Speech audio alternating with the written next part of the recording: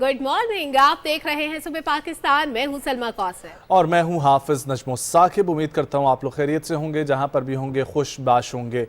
ख़वातीन हज़रात, मौसम की सूरत हाल ये है कि कल शाम को इस्लामाबाद में बूंदाबांदी और बारिश का सिलसिला और तेज़ आंधी का सिलसिला शुरू था और फिर सुबह उठ के वही सूरज और वही गर्मी का सामना करना पड़ रहा है जिसका हम लोग कल सामना कर रहे थे।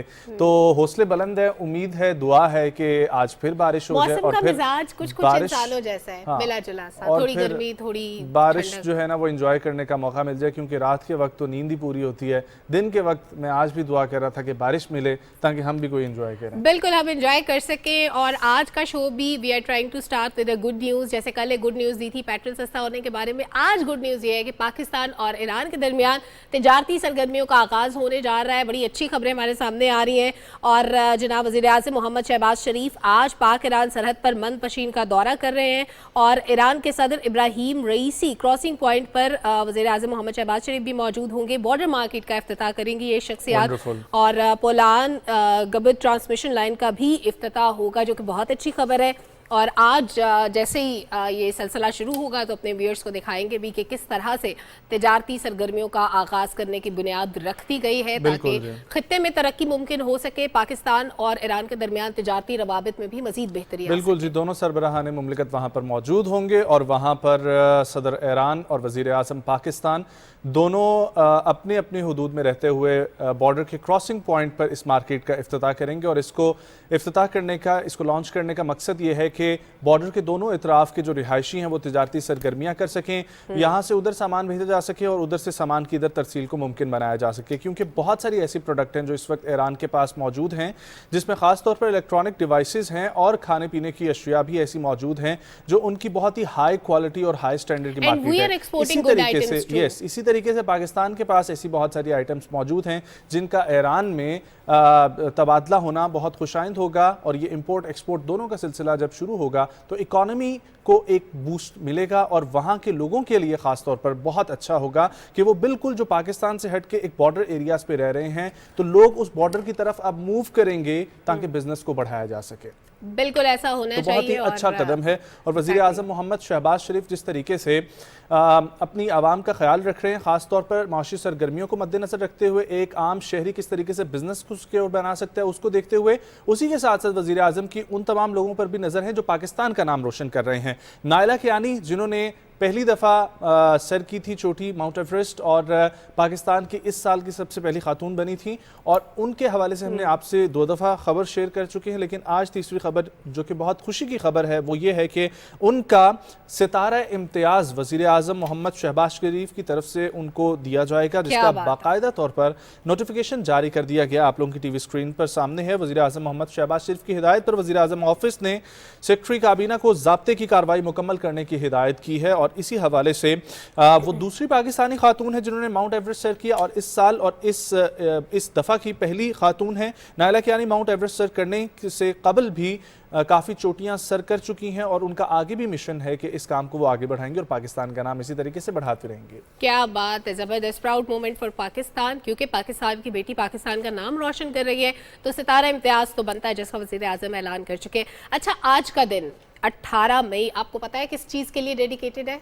जी जी, वो जनाब दिन डेडिकेटेड है अजायब घरों के लिए। अब ये जो अजायब घर होते हैं या म्यूजियम होते हैं, इनमें और गैलरीज में क्या डिफरेंस होता है? मुझे तो बिल्कुल नहीं पता। अच्छा, मैं बताती हूँ। गैलरी या निगार खाना और जब हम बात करते हैं म्यूजियम की, ये 2 डिफरेंट चीज़ें होती हैं। गैलरीज में होता है कि आप किसी भी फ़न की नुमाइश करते हैं गैलरीज में, वो कोई भी हो सकता है और वो उस वक्त की चीज़ें भी हो सकती हैं, उसमें कुछ तारीखी चीज़ों के हवाले भी हो सकते हैं। लेकिन जो म्यूजियम होता है उसमें एक पूरी तारीख को महफूज किया जाता है। तो ये जो पूरा प्रोसेस होता है ये टाइम टेकिंग होता है और इसका ताल्लुक बहुत सारी चीज़ों से होता है। पहले ज़मानों की आप करेंसी की बात कर लें, वहाँ के रहन सहन की, तालीम की, किसी भी चीज़ को लेके म्यूजियम कायम किया, उसमें बहुत सारी चीज़ें होती हैं। गैलरी के अंदर थीम्स रखी, पूरी सकाफत जो है उस इलाके की दिखाई जाती है। किसी भी मखसूस इलाके को आपने समझना हो तो वहाँ पर जो अजायब घर है उसका ज़रूर विजिट किया करें। इसी के ऊपर डिटेल रिपोर्ट तैयार की आयशा रफीक ने।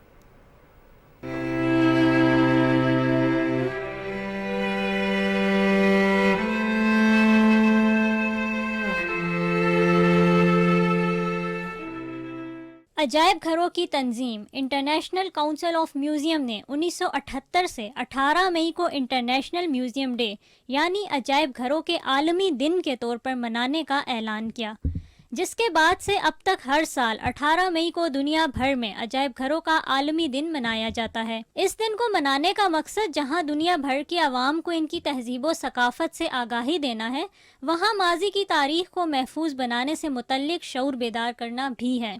दुनिया में शायद ही कोई मुल्क ऐसा हो जहां म्यूज़ियम ना हो, अलबत्ता फ़र्क फ़कत तादाद का है। अजायब घरों में फ़नी तख्लीक़ात, साइंसी नमूनों और तारीख़ी विरसा के अलावा दीगर नायाब अशिया आने वाली नस्लों और अवामी आगाही के लिए महफूज की जाती हैं। पाकिस्तान में कदीम तरीन अजायब घरों में से लाहौर का अजायब घर सबसे बड़ा है और इस म्यूज़ियम की बुनियाद 1855 में रखी गई थी। लाहौर के अजायब घर में गंदारा आर्ट के नायाब तरीन मुजस्मों के अलावा मुसव्वरी के तारीख़ी 3000 नमूने और 40,000 से ज़्यादा सोने, चांदी और तांबे के सिक्के भी मौजूद हैं। अजायब घर ना सिर्फ कौमों की तरक्की में अहम किरदार अदा करते हैं, बल्कि दुनिया भर में सकाफती तबादले, तहजीब और बाहमी अफ़हाम व तफ़हीम की तरक्की, ताउन और अमन का ज़रिया भी समझे जाते हैं। बिल्कुल जी, तो आप लोगों के घर के पास भी अगर कोई अजायब घर मौजूद है तो वहाँ पर विज़िट करें। आज के दिन की बड़ी अहमियत है और ख़ास तौर पर पाकिस्तान के मुख्तलिफ ऐसे इलाके हैं जिनका तारीख़ से बहुत ताल्लुक़ है, जिस तरीके से लाहौर के बारे में ये बता रही थी, लेकिन इसके अलावा भी ऐसे एंशिएंट कबीले भी मौजूद हैं जिनकी तारीख़ को महफूज करने के लिए वहाँ पर अजायब घर बनाए गए हैं। एक पूरी तहजीब है, मोहनजोदड़ो एक पूरी टेक्सला तहजीब में है, बहुत सारी ऐसी आपको विजिट करना चाहिए, स्टडी करना चाहिए, तो आप पे कई असरार खुलते हैं। हाँ। गुजरे ज़मानों। अब मैं आप लोगों को ये बताता हूँ कि साइंसदानों ने 1938 के एक वाक़े की तफसीलात शाया की हैं, जिसके मुताबिक एक शख्स को गोली लगी थी और उसको गोली लगने के बाद उनका एंगल जो है ना देखने का वो बिल्कुल चेंज हो गया, सर के पिछले हिस्से पे गोली लगी थी ना, ब्रेन में उल्टा हो गया एंगल, और आम मंजर दाईं से बाईं और ऊपर से नीचे वो उल्टा देखते हैं। और मरीज को पेशेंट एम का नाम दिया गया, जो 1938 में हस्पानवी खाना जंगी के दौरान गोली से जख्मी हुआ था। वो उल्टी लिखी तहरीर और आदात पढ़ सकते हैं, वाह, लेकिन सीधी लिखी तहरीर नहीं पढ़ सकते, सैड। और इसको देखने और छूने की हिस्स भी बढ़ गई है और उनकी जहां अब वो स्कॉन्स यूनिवर्सिटी के पॉलिटिकल साइंस के शोबे में पढ़ा भी रहे हैं। और वाह, क्या उनकी जो है वो नजम, आपने ये खबर शेयर की है ना, तो मुझे याद आया कि शायद ने इन्हीं खुद एक शेर कहा था। क्या कहा था? इन अक्ल के अंधों को उल्टा नजर आता है, लैला नहीं मजनू नजर आती है, लैला नजर आता है। मुझे लगता है कि ये इसी के जाविये के मसाइल को देखते हुए शायर ने कहा होगा। और वैसे तो ये माशरती हालात पे कहा गया था, लेकिन ये खबर के साथ मुझे बड़ी मुमासलत महसूस हुई कि कुछ ऐसे ही हालात हैं कि जो देखते हैं उसको उल्टा देखते हैं। और लेकिन इसमें आपने एक चीज़ मिस की, वो ये थी कि ये उल्टी घड़ी से भी टाइम देख सकते हैं और ये उल्टा देख के भी सही टाइम बता सकते हैं, उल्टी राइटिंग को भी पढ़ सकते हैं। लेकिन वो सीधा नहीं पढ़ सकते ना? नहीं, वो सीधे को भी पढ़ सकते हैं। नहीं, वो उल्टे को भी पढ़ सकते हैं, सीधे को भी। नजर उनको उल्टा आता है लेकिन वो पढ़ सीधा भी सकते हैं। हाँ, ये अभी भी मैंने बताया था कि उनको तहरीर सीधी पढ़ी हुई लिखी हुई नहीं समझ आती। अच्छा, मैं और नजम कभी कभी लड़ पड़ते हैं, कोई बात नहीं है, होता है, ये होता है, क्या कहते हैं, डेमोक्रेसी का हुस्न है, इख्तलाफ राय, तो ये चलता है। एनीवेज, अब मैं आपको बताती हूँ कैसे गार के बारे में जो 41,000 साल से लोग विजिट कर रहे हैं। 41,000 साल एक पूरी तारीख है, हज़ारों साल की हम बात करते हैं, लेकिन 41 का फिगर बहुत इंपॉर्टेंट है। 41 ईयर से ये गार इसको विज़िट की जा रही है। जनूबी स्पेन में है ये और सूबा मलागा में नर्जा गारों की 3 मील लंबी पूरी सीरीज है ये। आप अपनी स्क्रीन पे देख भी सकते हैं, क्या खूबसूरत नज़ारा है इसका। और ड्रामाई स्टैलिटिस और पता नहीं क्या इसके मशहूर मुश्किल से नाम है। और इन्हें हज़ारों सालों में पहली बार 1959 में 5 दोस्तों ने चमगादड़ों की तलाश में दरियाफ्त किया था और ये एक्सप्लोर करने के बाद ज़ाहिर है फिर उनकी गवर्नमेंट को भी पता चला, फिर इसको तफरीगाह बना दिया गया और मालूम हुआ कि इन गारों को इंसान हज़ारों साल से देखने के लिए आ रहे हैं। वाह। और अब आपको एक मैं फ्रॉड की कहानी सुनाता हूँ और फ्रॉड की कहानी बड़ी ही कमाल की है। अच्छा जी, समरसेट में हस्पानवी रेस्टोरेंट है जहाँ पर एक जालसाज को बेदर्दी से निशाना बनाया गया और उसकी वजह यह है कि उसने जाली बुकिंग का सिलसिला शुरू कर रखा था और तकरीबन नामालूम शख्स ने रेस्टोरेंट पर 40 अफराद के लिए डिनर के लिए उसे मुकम्मल तौर पर बुक करा लिया, लेकिन सिर्फ 13 रेगुलर अफराद ही आए। रेस्टोरेंट मालिक के मुताबिक ये एक जालमाना मजाक और बदतरीन तखरीबकारी की कोशिश है। हमारा बिजनेस डैमेज हुआ है इस चीज़ से और रेस्टोरेंट के मालिक ने उस वाक़े के खिलाफ पुलिस को रिपोर्ट पुट कर दिया है। Business अब क्या damage के पता, साथ- देखो एक और भी चीज हो सकती हाँ। है, क्या पता उस बेचारे ने 40 के 40 लोगों को इनवाइट किया हो, अब ये वो आए ना बेचारा हो। तो नहीं था वैसे, अब वो बेचारा आए ना तो हो। नहीं था, बड़ा दिमाग लड़ाया इसने। देखो अगर तो उसको कोई भागना होता तो वो 13 अफराद भी क्यों लेकर जाता। देखें, food security is a big challenge. तो इस तरह की जो गलतियां ना, आप सोचें कि 13 बंदे निकाल दे, बाकी तो आपने 30-32 लोगों का खाना ज़ाया कर दिया। हाँ तो ये बड़ा जुल्म है, ये इतने लोगों का पेट भर सकता था। और सालाना हम जितनी खुराक ज़ाया करते हैं, हम इस प्लानट से कहत का खात्मा कर सकते हैं, भूख सही और बात। अफलास का खात्मा कर सकते हैं अगर सालाना हम उस खुराक को यूटिलाइज करना शुरू कर दें जो हम ज़ाया करते हैं। तो कभी भी Exactly. खाना ज़ाया नहीं करना चाहिए। और ये खबर मुझे लगता है कि ये हमें जगाने के लिए थी, ये नहीं होना चाहिए था। एनीवेज मैं आपको एक खबर बताना चाहती हूँ, शेयर करना चाहती हूँ, लेकिन उससे पहले क्योंकि एक बड़ा ज़बरदस्त फेस्टिवल के बारे में कल हमने बताया था जो कि बड़ी रानाइयों के साथ जारी था, चिलम जोशी, वो अब ख़त्म हो गया है। तो उसके ख़त्म होने की रानाइयाँ जो होती हैं ना, वो भी बड़ी दिलफरेब होती हैं, बड़ा खूबसूरत वो भी मंजर होता है। उसी तरह से सकाफती शोज़ भी होते हैं, उसमें कॉम्पिटिशन्स भी होते हैं, और वहाँ के लोगों के लिए तो ये फैसिनेटिंग होता ही है, लेकिन जो लोग टूरिस्ट जाते हैं वहाँ पे उनके उनको लिए ये ज़्यादा बड़ा लगता है। अच्छा मंजर होता है। हाँ। तो इस पे हमारे पास रिपोर्ट है बड़ी ज़बरदस्त, सुहेल अहमद सुहेल अहमद दानिश की दानिश। रिपोर्ट दिखाते हैं आपको।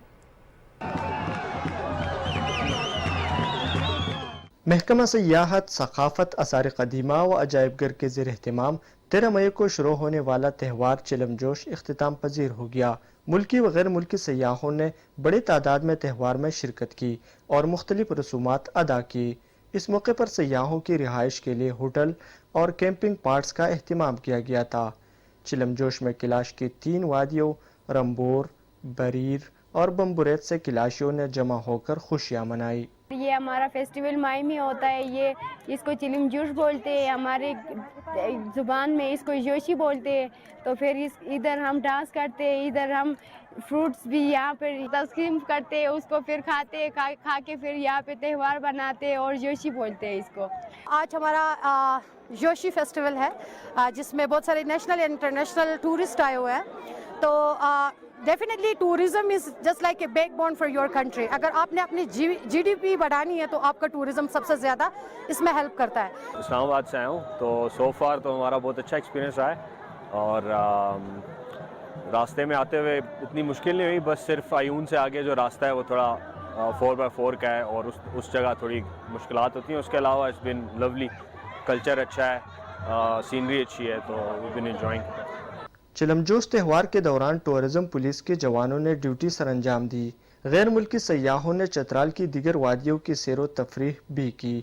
इस दौरान टूरिज्म अथॉरिटी के चतराल और दीर में सियाहती सहूलत मराकज़ खुले रहे।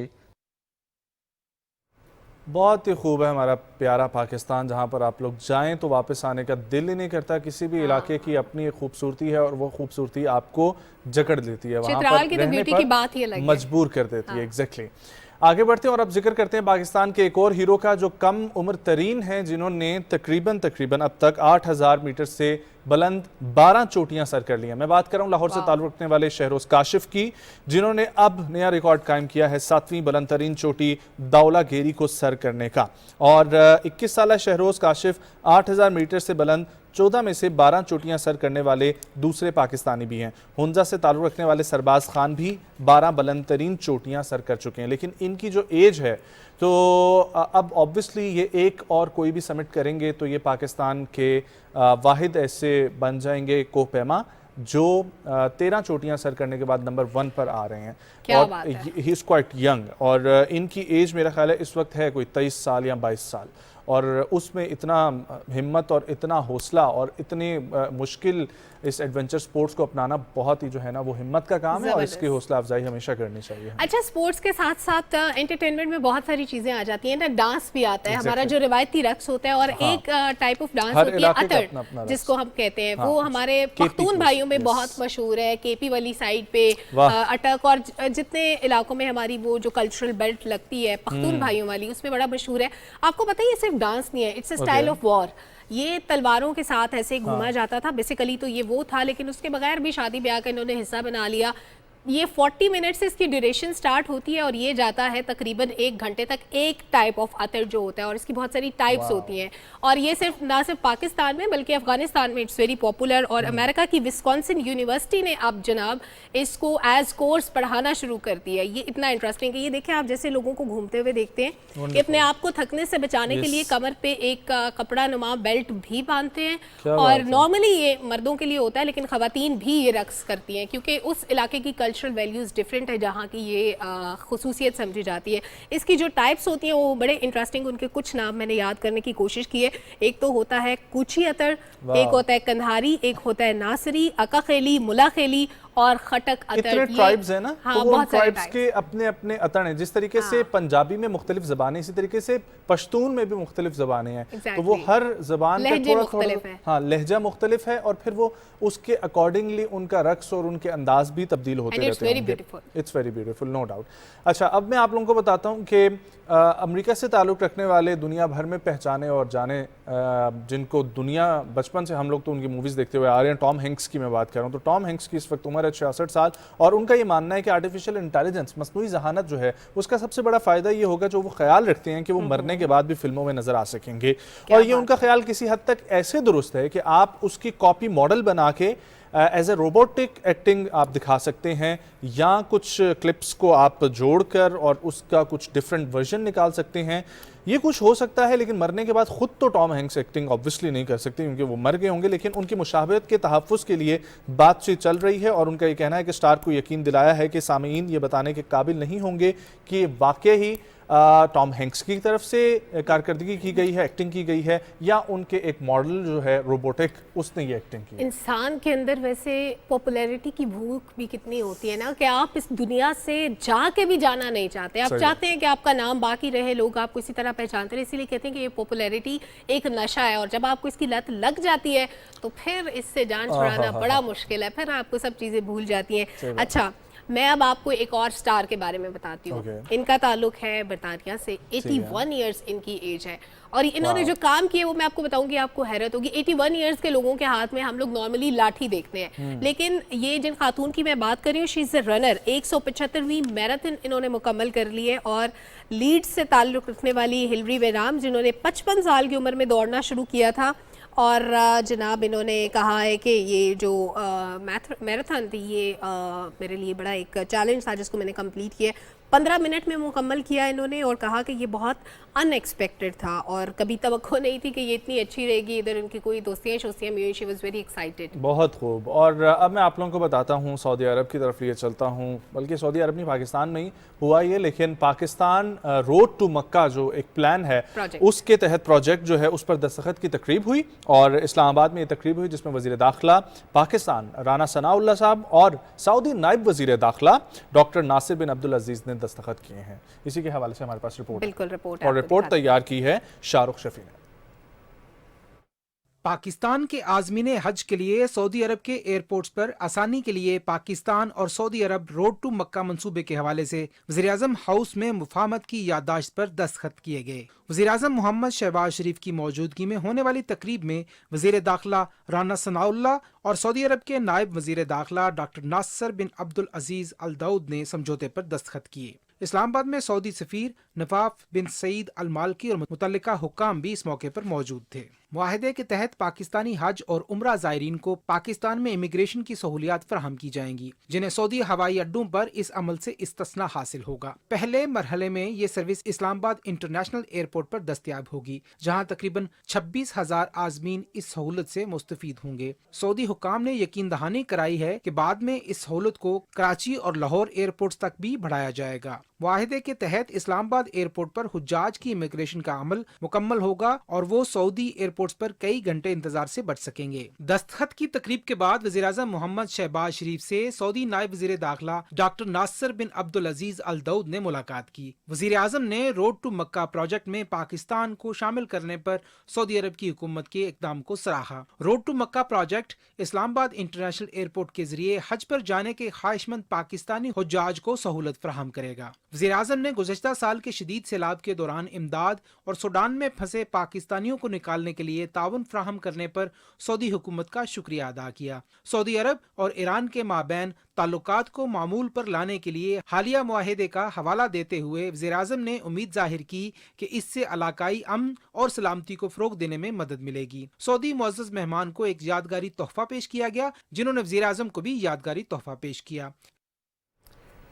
अच्छा जी, ये रिपोर्ट आपने देखी, ज़बरदस्त किस्म की। और पाकिस्तान में कुछ चीज़ें ऐसी होती हैं जिनके बारे में हमेशा गॉसिप्स चलती रहती हैं और फैमिलीज़ में ख़ास तौर पे ये बात बड़ी हमें सुनने को मिलती है, फ़लाने ने जादू कर दिया है, फ़लाने ने कोई इस पे ना कोई अमल किया हुआ है। ये अमलियात और जादू टोने, इसमें एक चीज़ बड़ी यूज़ होती है जिसको कहते हैं कि वो गुड़ियाओं के अंदर सुइयाँ लगाना ही, वो आई डोंट नो, वैसे मुझे नहीं पता, करते होंगे, बता के थोड़ी करेंगे। लेना चाहता हूँ पॉइंट ऑफ व्यू। मुझे आई कैन नॉट, मतलब मैं किसी को जज नहीं करना चाहती इस पे, कोई करता है नहीं करता उसका ज़ाती फेल है, लेकिन ये एक परसेप्शन है।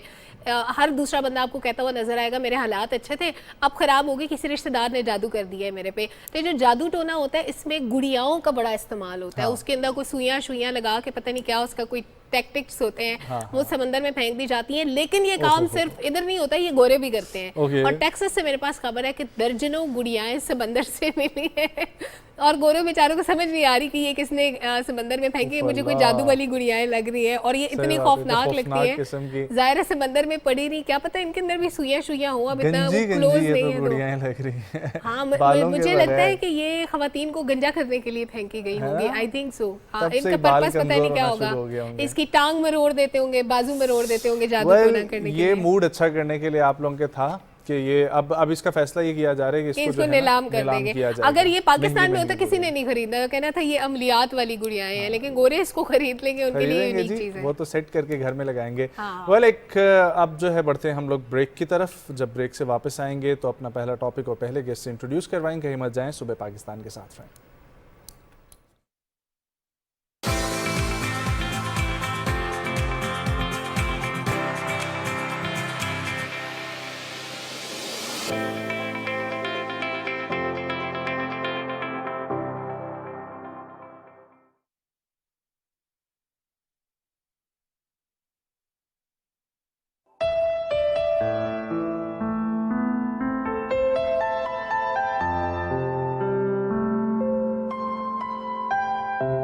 परवाज है दोनों की इसी एक फजा में, करगस का जहां और है शाही का जहां और।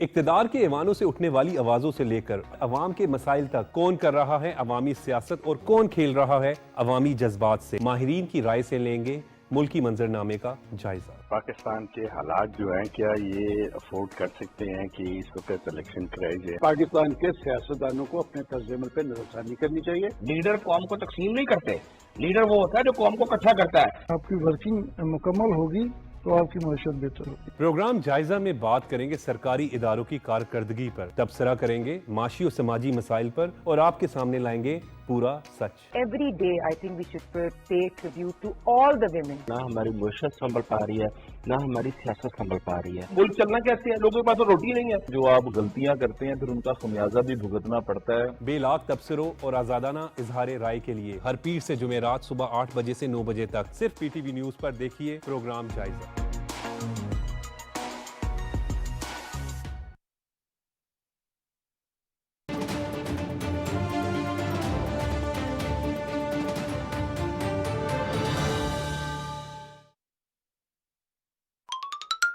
वो ये सफाई वाला नहीं है, अरे डाकू है। क्या डाकू? किस मुसीबत में डाल दिया मुझे? तमीज से बात कर रहा है, मैं तेरा प्यो हूँ, प्यो। मान लो वो डाकू ही तुम्हारा बाप है। एक्सक्यूज मी, मेरा बाप नहीं है वो। तुम मेरा कैसे हो गया? तुम लोग डाकू हो या मिरासी? कसम खा के कहता हूँ कि मैंने एक डाका भी नहीं मारा और ना ये मेरा बाप है। आए तू बनोई है ना? उससे बेटा कह रहे हो, मुझे बहनोई कह रहे हो? बुज़दिल औलाद को डायरेक्ट गोली मारता हूँ। वो किस किस्म का बाप है तू? लड्डू में हड्डी।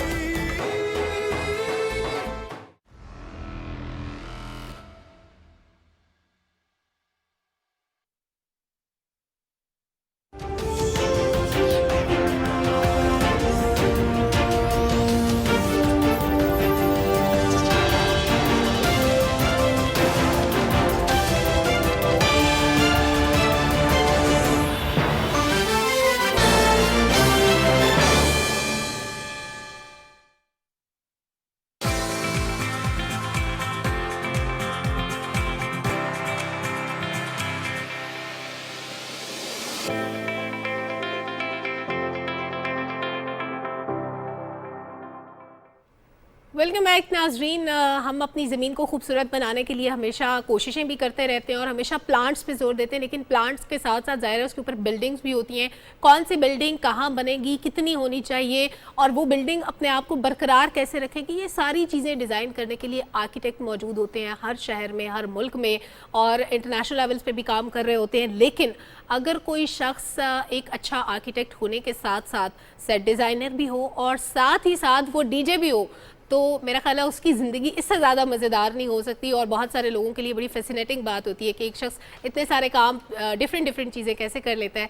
तो हमारे पास आज एक ऐसे ही गेस्ट मौजूद हैं जो आर्किटेक्ट तो हैं, साथ ही साथ डीजे भी हैं, साथ ही साथ डिज़ाइनर भी हैं। यस, सो आपको इंट्रोड्यूस करवाते हैं मल्टी टैलेंटेड बंदे से। और ये जितना एक काम मज़े का फ़न लविंग लग रहा है, लेकिन उतना एक मुश्किल और हेक्टिक भी है। इन तीनों चीज़ों को मैनेज कैसे करते हैं और पाकिस्तान में क्या क्या स्कोप चल रहे हैं, इसके ऊपर बात करेंगे। हमारे साथ मौजूद हैं जी मोहद वसीम। अस्सलाम वालेकुम जी। वालेकुम अस्सलाम। गुड मॉर्निंग, कैसे हैं आप? ठीक है। Good morning. तो मोहद भाई खैरियत से हैं, फिट हैं? अल्लाह का बहुत करम। अच्छा, मुझे ये बताएं कि आपकी स्टडी कहाँ से थी? मेरी graduation national college of arts back in 2018। Okay. और शुरू से ही शौक था, क्योंकि आई नो आपकी फैमिली वैसे भी जो है वो आर्किटेक्ट फैमिली है, तो ये वहीं से इनहेरिटेड था या कुछ और करने का सूझा ही नहीं, बस यही करते हैं? ऐसा था कि आर्ट्स में तो शुरू से थे ही, लेकिन थोड़ा सा ज़रा साइड लाइन्स भी टच करने का मूड था। ठीक है। तो फिर अच्छा, आपने साइड लाइन्स टच की, आर्किटेक्ट के साथ साथ ये डीजे बनने का शौक आपको कैसे पैदा हुआ? ऐसा था कि जब NCA गया तो वहाँ पे हमारा एक इवेंट होता है साल जब भी नई कॉम आती है, तो I was inspired by this DJ somewhat super, और फिर I started learning from him, और वो बस एक शौकिया था शुरू में, but as time passed obviously as profession भी आपने इसको अडॉप्ट कर लिया। Yes, you can say that. Okay, so आप समवट सुपर से जो है वो थे, थोड़े से इंस्पिरेशन वहाँ से आई आपको? Definitely. You seen my work. कि क्या या? यू सीन माय वर्क, वो जो एक कमर्शियल स्टाइल होता है चीजों का, तो वो वहीं से ही basically you play really well. No doubt, मैंने तो बहुत सुना हुआ है। अच्छा, मुझे ये बताएं कि आर्किटेक्ट और सेट डिजाइनिंग, ये सेट डिजाइनिंग जो थी, ये आर्किटेक्ट की वजह से ही आपके अंदर आई, या ये आर्किटेक्ट की कोई सब फील्ड है जो आगे लेकर जाती है आपको?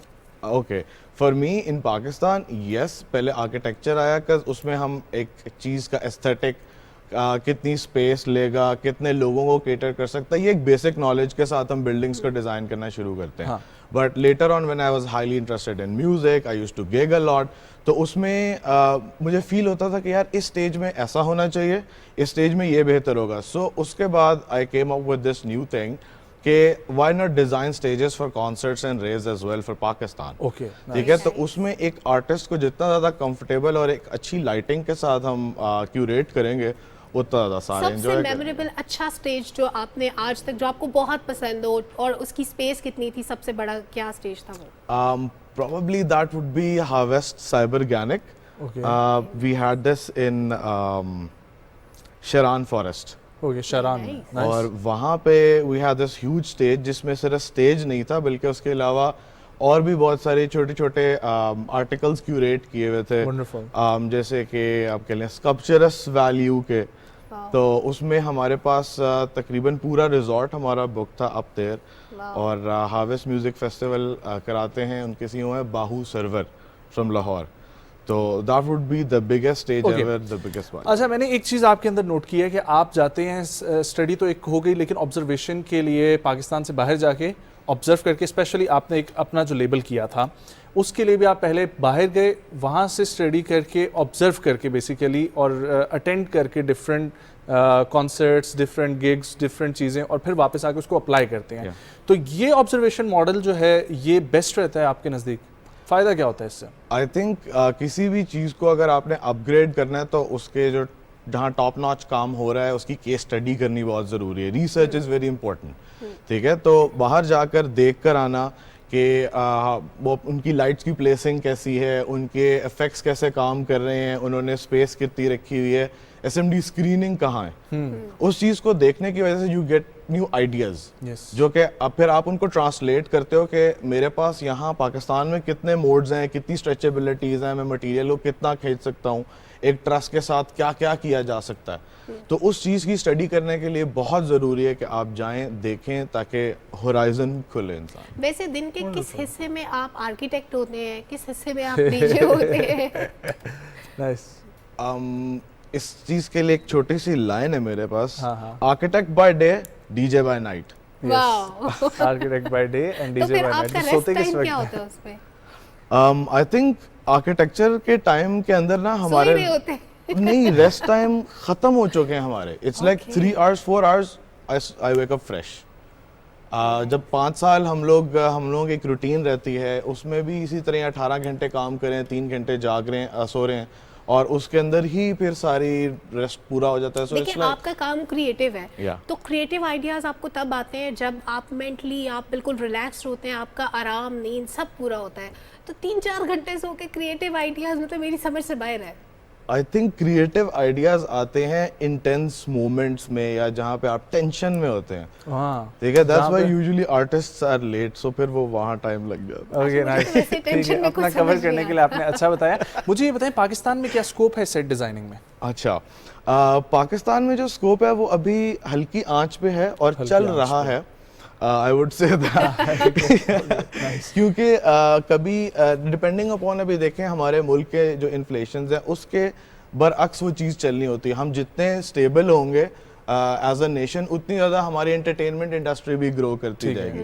सो अप्स एंड डाउन्स डेफिनेटली। लेकिन अब बहुत कुछ हो रहा है एंटरटेनमेंट इंडस्ट्री में, नो डाउट। आप देखें तो एक वक्त था, अगर हम लोग यही बात करें EDM की और अंडरग्राउंड की, इसका तस्वुर भी नहीं था, लेकिन अब तो इसको कमर्शियल में भी लेकर आना शुरू हो गए हैं। बिल्कुल ऐसा ही है। तो ये बहुत अच्छी चीज़ है, लेकिन अगेन वही, अगर किसी ने स्टार्ट करना है टुवर्ड्स सेट डिज़ाइनिंग, क्या वो इसको मुकम्मल तौर पर अपना प्रोफेशन बना सकता है, या जिस तरीके से आपकी अपनी मेन साइड लाइन है और फिर उसकी ये सब ब्रांचेस आपने लगाई हुई हैं अपने साथ, तो वो इस तरीके से पॉसिबल है? वेल दैट रियली डिपेंड्स के अगर तो वो बंदा बस वही एक चीज़ करना चाहता है, ठीक है, knee is okay with the factor कि हाँ फिर जिस तरह भी सोना बिछोना यही है, तो फिर दैट्स अनदर थिंग। लेकिन अगर वो उसको एज अ पैशन देखता है या ऐसा देखता है, एक साइड लाइन देखता है, तो फिर हल्का हल्का साथ रखना वुड बी मुफीद, आई वुड से। ओके, हाँ। क्योंकि ये कि आपका जो प्रोफेशन होता है that's basically running your expenses, ठीक है, और फिर आपके जो पैशन होते हैं ये कलर्स रखते हैं आपकी लाइफ में। ठीक, बीइंग आर्किटेक्ट, आपको क्या चीज़ सबसे ज़्यादा इंस्पायर करती है पाकिस्तान के अंदर? हमारी टाउन प्लानिंग्स, आप हमारी सिटी प्लानिंग्स देख लें, इन चीज़ों में क्या चीज़ सबसे ज़्यादा आपको अच्छी लगती है? आई वुड से इस्लामाबाद का जो लैंडस्केप का हिस्सा है वो काफ़ी हद तक, क्योंकि एक नेशनल पार्क्स का होना that's very important for our climate. So considering that, मैं एज एन आर्किटेक्ट ये कहूँगा। इस्लामाबाद तो खूबसूरत है, हमें बड़ा पसंद है, हम रोज़ इस्लामाबाद की तारीफें करते हैं। मुझे ये बताएं कि आर्किटेक्ट फैमिली से, और वो भी फादर का एक लेगेसी रखना, तो उस लेगेसी को बर्दाश्त करना और उसको आगे चलाना मुश्किल है? अच्छा, my father has been very open about this with me. उन्होंने हमेशा कहा कि यार फॉलो योर ड्रीम्स, ठीक है, तो हल्का सा डेविएट करना इज़ ओके। लेकिन उनके साथ आप काम करते हैं कभी कभार? Yes, definitely. ठीक है, तो क्या सीखने को उनसे मिला? आई मीन उनका 50-55 इयर्स का एक्सपीरियंस है काम का, सो हर बार कोई एक लकीर भी वो लगा देते हैं तो वो उससे सीखने को मिल जाता है, बिकॉज उनकी चीज़, उनकी सोच बहुत प्रिसाइज हो चुकी है as an architect. I am still learning. अच्छा, आपकी जो म्यूज़िक लाइफ है उसमें आपको जितने मौके मिलने चाहिए, डू यू थिंक आपको मिलते हैं? क्योंकि म्यूज़िक हमारे कल्चर में है, लेकिन उस तरह नहीं है जैसे बाकी कंट्रीज़ में होता है, क्योंकि हमारी थोड़ी सी सोचने का अंदाज़, हमारा कल्चर थोड़ा सा डिफरेंट है। यस, कल्चर डिफरेंट है, फिर किसी हद तक म्यूज़िक इन्फ्यूज्ड भी है, फिर जो हमारा म्यूज़िक है वो तो बहुत ही अलग हो जाता है, ठीक है। So there is a very small niche. उस नीश के अंदर अगर इफ आई से के सारे मौके मुझे मिलते रहे, सो बेचारे बाकी सबको मौका मिल रहा है, तो आपको उतना मौका मिलता है जितनी आपकी रिक्वायरमेंट है? I can always wish for more. I mean that's being human. Yeah. So उसके अलावा I would say कि yes, 9 साल उस इंडस्ट्री में लगाए तो definitely more than 200 gigs तो कर चुके हैं। I mean I can't even remember all of them. Wonderful. So अब इसीलिए आपने अपना एक अलग से ब्रांड जो है, लेबल, वही ओपन कर लिया ताकि अपना जो है वो शौक वहाँ पर पूरा होता रहे। Yes, that's 90 PSI. ओके, मुझे ये बताएं कि सेट डिज़ाइनिंग के ऊपर ही अगर हम लोग बात करें तो क्या चीज़ें बहुत इंपॉर्टेंट होती हैं हर कॉन्सर्ट के लिए या हर कोई भी कमर्शियल इवेंट है उसके स्टेज में, जो मेजर फैक्टर्स हैं? Apart from sound and lights, वो तो definitely depends upon your budget, but एक चीज़ जो मैंने ऑब्जर्व की जो बहुत ज़्यादा डिविएट करती है वो है scale of the stage. I mean आप ना तो स्टेज बहुत ऊंचा कर दें ना बहुत नीचा रख लें, depending upon the crowd. Let's say कि अगर आपका क्राउड है 5000 7000 लोगों का क्राउड है तो आप 4 फीट हाई 30 फीट वाइड एक स्टेज प्लेस करें। लेकिन अगर आपका क्राउड हंड्रेड्स में है, 200 300s में है, तो then there is no point कि आप उसको इतना ऊंचा करें। सो आई थिंक सिर्फ अगर ये basic scale apart from sound and lights हम केटर कर लेना तो we can have really beautiful. अच्छा, सेट डिजाइनिंग के वैसे लोग समझते हैं कि हम एक फ़ोन करेंगे ये सेट लग जाएगा, हो जाएगा। मैं चाहती हूँ आप लोगों को बताएं कि ये कितना मुश्किल काम है उस वेन्यू पे सामान को पहुंचाना, फिर वो सारी चीज़ों को अलाइन करना, उनकी प्लेसमेंट करना, और फिर जो SMDs बड़ी बड़ी स्क्रीन्स होती हैं उनको प्लेस करना, ये कितना मुश्किल काम है और कितना टाइम टेकिंग है ये? Okay, depending upon again the project. अभी कुछ प्रोजेक्ट्स ऐसे होते हैं जो ओवरनाइट भी हो जाते हैं, कुछ मेजॉरिटी ऑन 2-1 दिन लेते हैं, बट जो हार्वेस्ट साइबरगैनिक था जो हमने डिस्प्ले किया, that was 6 days of work. So मतलब वेरिएट करता है। अब इसमें सबसे पहले क्लाइंट के साथ एक ब्रीफिंग होती है कि this is what I am looking for, और फिर उसको हम बैलेंस करके लेके आते हैं कि okay this is the amount of equipment. एक बुक ऑफ क्वांटिटीज़ डेवलप हो जाता है और उसके साथ we start having different themes. अच्छा, इस तरह का कुछ, इस तरह का कुछ। अगर वो इंटरनेशनली बहुत बड़ा भी हुआ है तो we can always scale it down, right? ठीक है, तो उस चीज़ को सेट करने के बाद हमारे पास एक 3D डेवलप होता है कि okay so sir ABC, this is your design and this is how your stage is gonna look like. फिर उसके बाद जो हमारे पास इलेक्ट्रॉनिक वेंडर्स होते हैं जो इक्विपमेंट का डील कर रहे होते हैं, वो लोग सारे उस BOQ को क्यूरेट करते हैं, adding it's wiring and everything.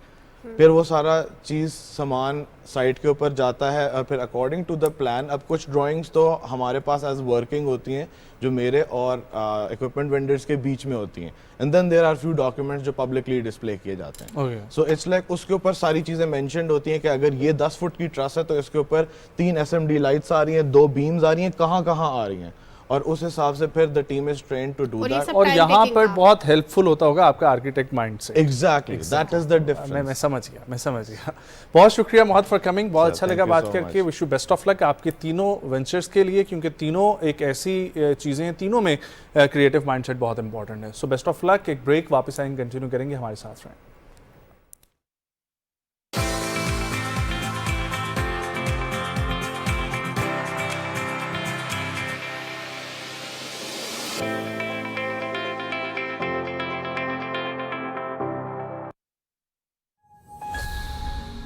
पिछे पिछे आंदा मेरी चाल वेंदा, चीरे वाले आ वेखदा मेरा नाम गवाचा। फूल बरसे प्यार की राहों में, नजर नजर तेरे ही जलवे, ऐ सुबह सुबह तेरे ही चर्चे। काटे ना कटे रे रतिया, बूहे बारियां बिना ले कना टप के चलती रहती है, रुकती नहीं दोस्ती। ये दिल हुआ वो काटा, ये दिल हुआ वो काटा।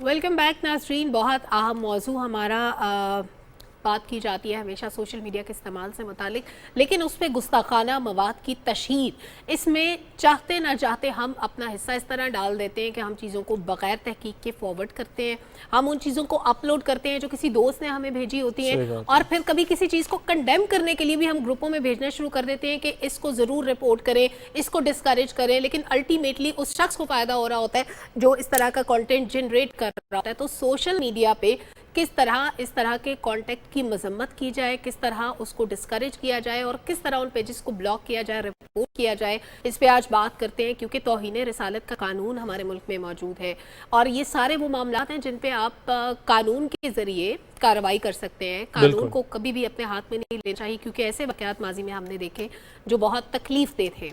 हम बहुत बार खुद ही मुनसिफ बन जाते हैं, हम खुद मामलात का फ़ैसला करने लग जाते हैं, जबकि कानून मौजूद है, रियासत मौजूद है। कानून का इतलाक़ किस शख्स पे होता है, किस पे नहीं होता, इसका फ़ैसला करना अदालत का काम है।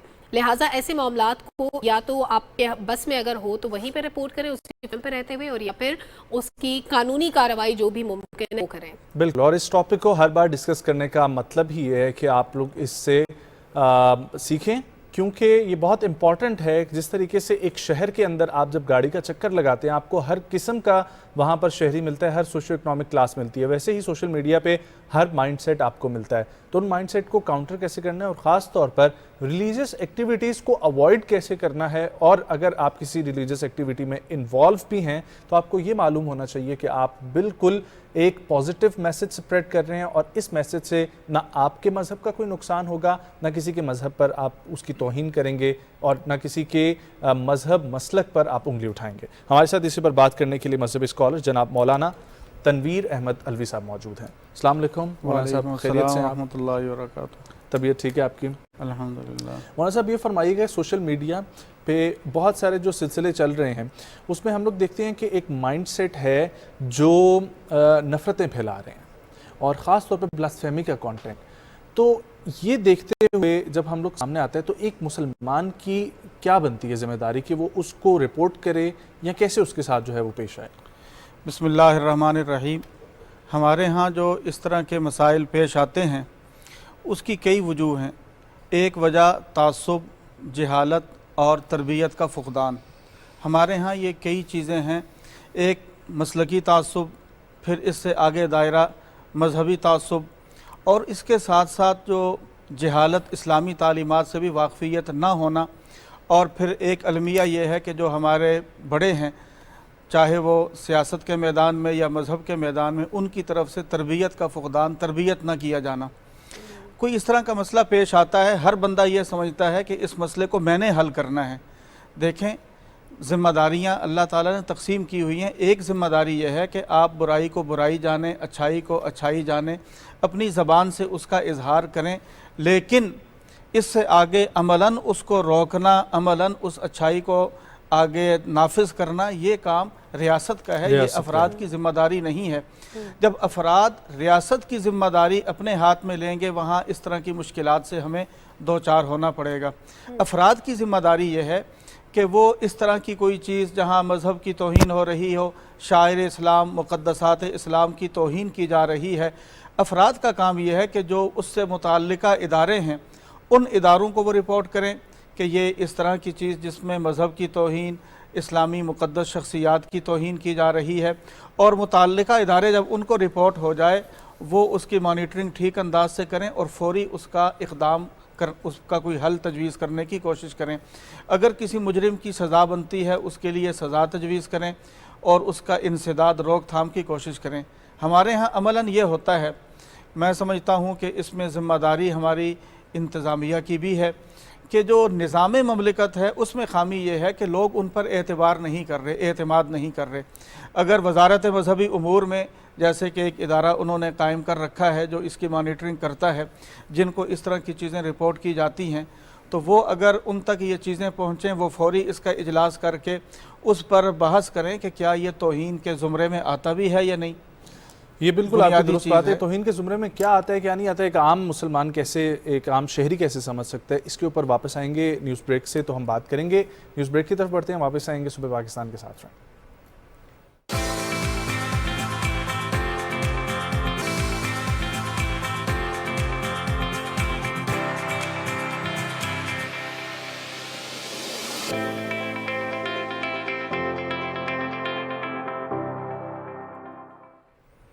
वेलकम बैक नाजरीन। बहुत अहम मौजू पे गुफ्तगू का सिलसिला जारी है कि तौहीन रसालत का कानून किन अफराद पे होता है और इस कानून का इतलाक किन लोगों पे होता है, किन सूरतों में होता है, ये जानना बहुत इंपॉर्टेंट है। एग्जैक्टली रियल डेफिनेशन क्या है। मजहबी स्कॉलर मौलाना तनवीर अहमद अलवी साहब हमारे साथ स्टूडियोज में मौजूद है। मौलाना साहब, एक तो पहले इस कानून के बारे में वजाहत कर दीजिए कि गुस्ताखी रसूल किन मौके पे आयद होती है, किन लोगों पे। बिस्मिल्लाहिर्रहमानिर्रहीम। देखें, जनाब रसूलुल्लाह सल्लल्लाहु अलैहि वसल्लम हमारा ईमान है। हमारा ईमान हुजूर की ज़ात के बगैर मुकम्मल नहीं होता। आप सल्लल्लाहु अलैहि वसल्लम की ज़ात मुबारक के हवाले से कोई भी ऐसा जुमला कहा जाए, कोई भी ऐसी चीज़ बोली जाए कि जिससे तौहीन का पहलू निकलता हो, तो इससे आदमी का ईमान मुतज़लज़ल हो जाता है, आदमी ईमान पर कायम नहीं रह सकता। यही वजह है कि कोई भी इस तरह की सूरत हाल पेश आती है तो आम मुसलमानों के जज्बात मुश्तइल हो जाते हैं और वो बहुत कुछ अपने हाथों में ले लेने की कोशिश करते हैं कि वो ख़ुद ही इन मामलात से निपटें। मौलाना साहब, तौहीन रसालत के इर्तिकाब में नीयत का कितना अमल दखल होता है, ये जजमेंट कैसे? देखिए, नीयत तो अल्लाह ताला जानते हैं। सही बात। एक ज़ाहिरी मामला है, तो चूँकि आप सल्लल्लाहु अलैहि वसल्लम की इज़्ज़त और हुर्मत ऐसा मामला है कि इसमें इतनी गहराई में बंदा मोमिन जा ही नहीं सकता कि आप सल्लल्लाहु अलैहि वसल्लम की ज़ात मुबारक पर कोई हमला हो, किसी किस्म की बात की जाए। नीयत तो अल्लाह ताला जानते हैं, दिल का मामला है, लेकिन बोलने वाले को भी तो चाहिए कि जो बोल रहा है कि वो सोचे मैं क्या बोल रहा हूँ, किस ज़ात के बारे में मैं कोई जुमला बोलने लगा हूँ। इसलिए बोलने वाला अपने अल्फाज को तौल कर बोले कि मैं कितनी बड़ी हस्ती उसके बारे में बोलने लगा हूँ, ताकि उससे कोई तौहीन का पहलू ना निकले। ये अलग बात है कि अगर एक आदमी के दिल में कोई ऐसा जज्बा मौजूद नहीं है कि वो तौहीन करे, उसकी ज़बान से कोई जुमला निकल गया है सबकत लिसानी के तौर पर, वो अल्लाह ताला उसको मुआफ़ फरमा देंगे। लेकिन अगर उससे कोई गलती से ऐसा जुमला सादिर हुआ, वो फ़ौरन अपनी ज़बान से उसका इजहार करे कि ये मेरा मकसद ये नहीं था, मैं कोई ऐसी तौहीन नहीं करना चाहता था, लेकिन उसने एक जुमला बोल दिया और वो उस पर कायम है, और वक्त गुजरने के बाद जब उस मसले को उठाया गया उस वक्त वो ये कहे कि नहीं वो ऐसे हुआ था, तो इसका माना यह है कि कुछ उस दाल में काला काला है, उसने कुछ बोला है। मौलाना साहब, जो अभी तक मुझे बात समझ में आई उसमें यह है कि आपके सामने अगर कोई ऐसी हरकत होती भी है तो आप उसको बुरा दिल में जानने या ज़ुबान से कहने के काबिल हों, लेकिन उस पे अमल जो है वो अगर कोई एक्शन लेना है तो वो गवर्नमेंट और वो उसकी जो रियासत है उसकी जिम्मेदारी है। ठीक, अब ये जो ले लेते हैं कानून हाथ में, क्या वो अपने तहत ठीक करते हैं? और अगर ठीक वो ये समझते हैं, क्योंकि ऐसे लोग हैं जिनकी पैरवी कर रहे हैं बहुत सारे लोग, हज़ारों की तादाद में, वो उनको इश्तियाल दिलाते हैं, तो ऐसे मौके पे हदीस पाक की रोशनी में या कुरान की रोशनी में क्या तालीमात मिलती हैं? देखें, जहाँ अमर बिल मारूफ नही अनिल मुनकर के बारे में मुफस्सिरीन इकराम कुरान मजीद की इन आयात में तफसीर करते हैं, वो इस तफसीर में ये नुक्ता भी उठाते हैं कि ज़बान से किसी खैर का हुक्म देना, बुराई से रोकना, ये उलमा और अवाम का काम है, अहले दीन का काम है कि अपनी ज़बान से वो इजहार करें। जहाँ तक ताल्लुक़ है बुराई को हाथ से रोकना, ये काम रियासत का है, रियासत की ज़िम्मेदारी है। अवाम ये काम अपने हाथ में लेगी तो इससे खलजान, इश्तियाल और फसाद फैलेगा। अवाम की ये ज़िम्मेदारी नहीं है, वो रियासत पर छोड़ दें। रियासत के जो मुतल्लिका इदारे हैं, जैसे मैंने वक्फे से पहले बात की, उनको रिपोर्ट करें। तो जो लोग समझते हैं कि ये सवाब का काम है, उनके बारे में आप क्या कहना? मसला ये है कि वो रियासत पर या निज़ाम पर बाज़ औक़ात एतमाद नहीं कर रहे होते। हमें चाहिए, रियासत को चाहिए कि वो इस निज़ाम में इस्लाह और तब्दीली लाए कि इसमें सुस्ती और ताख़ीर का मुज़ाहरा ना हो। अगर मामला इस बड़े दर्जे का है, तौहीन रिसालत का है, तौहीन कुरान का है, तौहीन अहले बैत, तौहीन सहाबा, इस तरह का कोई मामला है, तो वो फ़ौरन जो मुतल्लिका इदारा है उन तक जब रिपोर्ट की जाए, वो उसको देखें क्या ये तौहीन है या नहीं। अगर तौहीन के ज़ुमरे में नहीं आता तो वो अपना वाज़े फ़ौरन बयान जारी करें कि हमने इस चीज़ पर बहस की है, ये तौहीन के ज़ुमरे में नहीं आ रही ये चीज़, ये ऐसा मामला नहीं है। अगर तौहीन के ज़ुमरे में आता है तो वो फ़ौरन उसकी वजाहत करें कि हाँ ये तौहीन हुई है और इसके मुर्तकिब अफराद को ये सज़ा तजवीज़ की जा रही है। और नॉन मुस्लिम्स, क्या दोनों पे इतलाक होता है तौहीन रिसालत कानून का? देखें, एक है किसी शख्सियत को मानना ना मानना। नॉन मुस्लिम हम नहीं उनको कह सकते कि तुम रसूलुल्लाह सल्लल्लाहु अलैहि वसल्लम पर ईमान लाओ, कुरान पर ईमान लाओ, दीगर मुक़द्दसात इस्लाम को मानो। ना मानना और चीज़ है, तौहीन और चीज़ है। तौहीन है किसी को गाली देना। अब मैं किसी को नहीं मानता, ज़रूरी है कि मैं गाली भी दूं उसको? ये दो अलग अलग चीज़ें हैं। एक है ना मानना और एक है तौहीन करना। ना मानना तौहीन नहीं है, इसलिए कि जितने गैर मुस्लिम हैं आप सल्लल्लाहु अलैहि वसल्लम को नहीं मानते, और किसी तौर पर भी कोई इस्लामी हुक्म ऐसा नहीं कि जो उनको मजबूर किया जाए कि आप ज़रूर मानें। उनके सामने दावत इस्लाम की वो अच्छे पैराए में रखी जा सकती है, लेकिन मजबूर नहीं किया जा सकता। ला इकराह फिद्दीन, ना मानना ये तौहीन नहीं है। तौहीन होती है कि आप सब्बो शितम करें, गाली दें, ये चीज़ तौहीन के ज़ुमरे में आती है, इसकी इजाज़त नहीं दी जा सकती। और उस सूरत में कानून का इतलाक किसी पे भी हो सकता है, चाहे वो नॉन मुस्लिम हो। तो अच्छा, सोशल मीडिया पे जब हम ऐसी चीज़ देखते हैं हम उसको रिपोर्ट भी करते हैं और वो मुतल्लिका इदारे तक पहुंच गई, अब उनकी जिम्मेदारी है। आपका अपना किरदार जो है यहाँ पर ख़त्म हो गया, आप अपने ईमान की तरफ से मुतमईन हो गए, इसी तरह जी होना इसी तरह चाहिए और हुक्म भी यही है। लेकिन जब रियासत अपनी ज़िम्मेदारियाँ अगर कहीं पूरी करती न दिखाई दे तो वहाँ अवामी जज्बात मुश्तइल हो जाते हैं। तो मेरी राय है कि रियासती सतह पर ऐसे इदारों को मज़ीद तेज़ और मजबूत किया जाए, मजबूत हों और वो एक्शन। और दूसरी चीज़ बुनियाद ये है कि दो दायरे हैं, एक है तौहीन मज़हब मसलकी हद तक, और एक है तौहीन मज़हब जो मज़ाहिब हैं, यहूदियत, ईसाईयत। इन दोनों दायरों के अंदर रहकर ये इसके लिए जो अहकामात हैं, जिस दायरे का ताल्लुक़, जिस मसले का ताल्लुक़, जिस तौहीन का ताल्लुक़ जिस दायरे से होता है उसमें रहकर सोचा जाए, और जो ऐसे इदारे हैं उनमें ऐसे अफराद को लाया जाए। बल्कि मैं तो ये कहूँगा इसका इंसदाद रोकथाम करने के लिए जैसे दहशतगर्दी की खुसूसी अदालतें हैं, ऐसी ही अदालतें तश्कील दी जाएँ जिसमें शरीयत के माहिरीन, फ़िक़्ह इस्लामी के माहिरीन मौजूद हों, और उन अदालतों में ये केस लाया जाए और वो फौरी इस पर फ़ैसला करें। लेकिन कम से कम जज और माहिरीन उसमें ऐसे होने चाहिए कि जो शरीयत इस्लामिया पर उबूर रखते हों, जो फौरी फ़ैसला करने की सलाहियत रखते हों। बिल्कुल।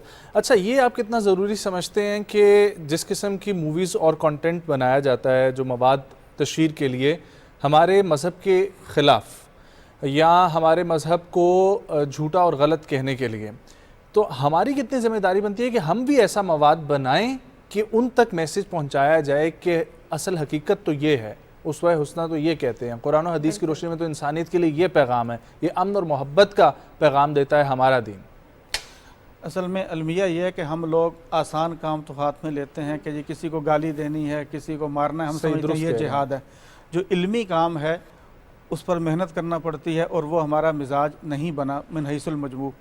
इल्मी काम के लिए मेहनत करना पड़ती है कि हम मेहनत करें, अपने आप को तैयार करें। कुरान मजीद में आता है वजादिलहुम बिल्लती हिया अहसन। आपने दीगर मज़ाहिब से बात करनी है तो अच्छे पैराए में, उम्दा पैराए में आप बात करें।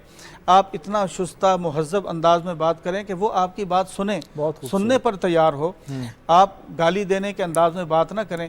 और ये देखा गया है कि जब भी बात मोहब्बत से, इस्लाही अंदाज में, मुहज़्ज़ब अंदाज में बात की जाए तो अगला आदमी बात सुनता है, और वो सुनकर उस बात को सोचने पर मजबूर होता है कि ये जो बात की जा रही है ये क्या है।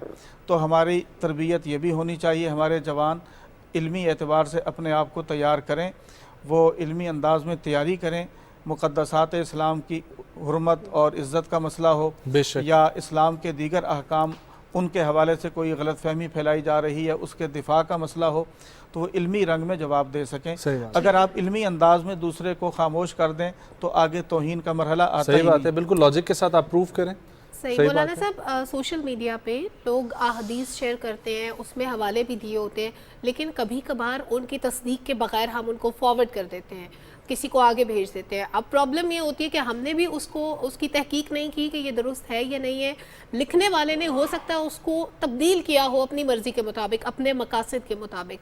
तो ये रिसर्च करना, ख़बर की तहकीक करना, या कोई भी चीज़ अगर अंबिया कराम से मंसूब की जा रही है उस पर रिसर्च करना कितना ज़रूरी है?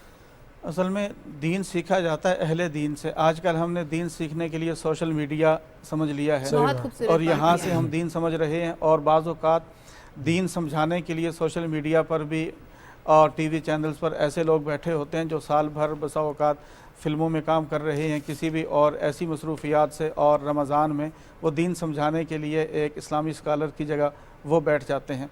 तो उनसे दीन समझ में नहीं आ सकता। दीन समझने वालों से ही समझा जा सकता है। जहाँ तक ताल्लुक़ है सोशल मीडिया में जहाँ दीगर बुराइयाँ फैलाई जा रही हैं, वहाँ अगर खैर फैलाई जाए इस्लामी तालीमात को फैलाने का उसको एक ज़रिया बनाया जाए तो ये बहुत मौसर ज़रिया है। जहाँ बहन आपने बात की कि रिवायत और ख़बर की तहकीक, मैं समझता हूँ यहाँ भी वही उसूल इख्तियार करना पड़ेगा जो मुहद्दिसीन किराम में एक बड़े मुहद्दिस गुज़रे हैं, इमाम अब्दुर्रहमान बिन महदी। वो फरमाते हैं कि इज़ा रवैना फ़ी फ़ज़ाइल आमाली तसाहलना व इज़ा रवैना फ़िल अहकाम, के अगर हम आमाल के फ़ज़ाइल के बारे में रिवायात बयान करते हैं उसमें नरमी करते हैं, वो रिवायात अहादीस जो अहकाम से ताल्लुक़ रखती हैं, हलाल व हराम से ताल्लुक़ रखती हैं, फ़र्ज़ वाजिब से ताल्लुक़ रखती हैं, उन रिवायात को लेने में हम सख्ती करते हैं कि कोई ज़ईफ़ रिवायत ना हो। तो अगर सोशल मीडिया पर ऐसी अहादीस फैलाई जा रही हैं जिनका ताल्लुक़ अहकाम के फ़ज़ाइल और इस तरह की चीज़ों से है, नेक आमाल की तरग़ीब देने के लिए है, तो उनको आगे शेयर कर देना चाहिए। लेकिन अगर रिवायात अहकाम, हलाल व हराम और फ़र्ज़ वाजिब और कुफ़र इस्लाम से ताल्लुक़ रखती हैं तो ऐसी रिवायात को शेयर करते हुए हम ज़रूर देखें कि ये कि आया इसके पीछे मकासद क्या है और फिर ये किसकी तरफ से आई है, किसने भेजनी है। अगर कोई मजहबी स्कॉलर है, कोई बड़ा आदमी है जो वो शेयर कर रहा है तो फिर इसका माना यह है कि वो ठीक है। हाँ, लेकिन हर किसी की जो है पोस्ट आगे ना शेयर कर दिया करें। बहुत शुक्रिया मौलाना साहब आपके वक्त के लिए, बहुत अच्छा लगा गुफ्तगू करके। एक ब्रेक शामिल करेंगे, वापस आएंगे, कंटिन्यू करेंगे प्रोग्राम को, हमारे साथ रहें।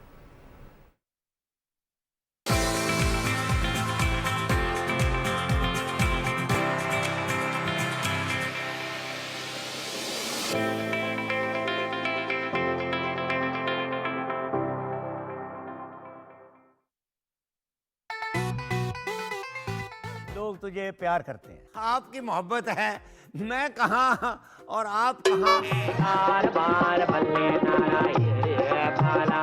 अरसा गायब कहाँ रहे हैं? कोई शादी वादी तो नहीं कर ली दूसरी? अभी तो मेरी सिर्फ मंगनी हुई है, एंगेजमेंट। अरे मंगनी हुई है। सियाने ये कहते हैं कि शादी जो है ना जरा पक्की उम्र में होनी चाहिए, पक्की टीट उम्र नहीं होती जैसे। मेरे आजुगड़ी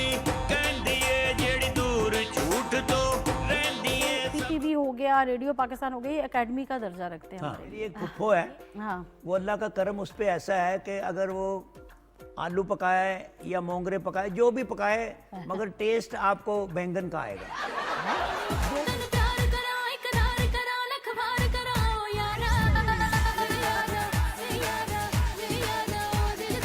डार्लिंग, तुमने तो पीटीवी के बड़े दौर देखे हैं यार, कोई याद ही हमारे साथ शेयर करो। भंडारे मोहे शादियां वाला सीजन आयो, शक्कर भंडारे मोहे शादियां वाला सीजन आयो।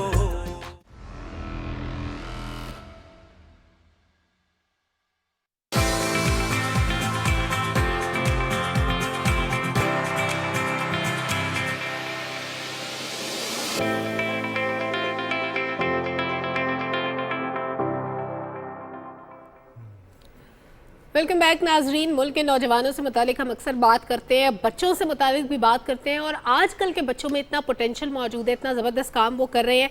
ऐसा नहीं कि वो सिर्फ स्पोर्ट्स पे नाम बनाते हैं, ऐसा नहीं कि एंटरटेनमेंट की चीज़ों से ही उनको लगाव होता है, बल्कि फ़नून लतीफ़ा की अगर आप बात करें तो अदब से लगाव रखने वाले बच्चे आज के ज़माने में हमें कम तादाद में लेकिन बहुत ज़बरदस्त काम करने वाले बच्चे नज़र आते हैं। एक ऐसे बच्चे के बारे में आपसे बात कर रही हूँ जिसकी उम्र सिर्फ 12 साल थी जब उसने लिखना शुरू किया, और 12 साल की उम्र में इंग्लिश में नॉवल लिख के कमाल कर दिया। अमेरिकन इदारा है अमेज़ॉन, उन्होंने भी पब्लिश किया इस नॉवल को, और ननकाना साहब से इस बच्चे का ताल्लुक है। मुस्तकबिल में दुनिया के टॉप के मुसन्निफीन में से एक बनना चाहता है। सोचें 12 साल की उम्र में अंग्रेजी में नॉवल लिख दिया, और ऐसा नॉवल लिखा जो एक अमरीकी इदारा भी शेयर कर रहा है। क्या बात तो आप कैसे एक्सपेक्ट नहीं करेंगे कि बड़े मुसन्निफीन में इस बच्चे का शुमार होगा? इंशाल्लाह होगा जी। हमारे साथ मौजूद हैं अब्दुल मेहमन, और उनसे आपको मिलवाते हैं और उनके काम, दिन की रूटीन, शौक, फ्यूचर प्लान सब आपको जो है ना उनसे पूछते हैं और आप तक पहुंचाएंगे। हमारे साथ मौजूद हैं जी अब्दुल मेहमन। अस्सलाम वालेकुम, कैसे हैं आप? ठीक हैं?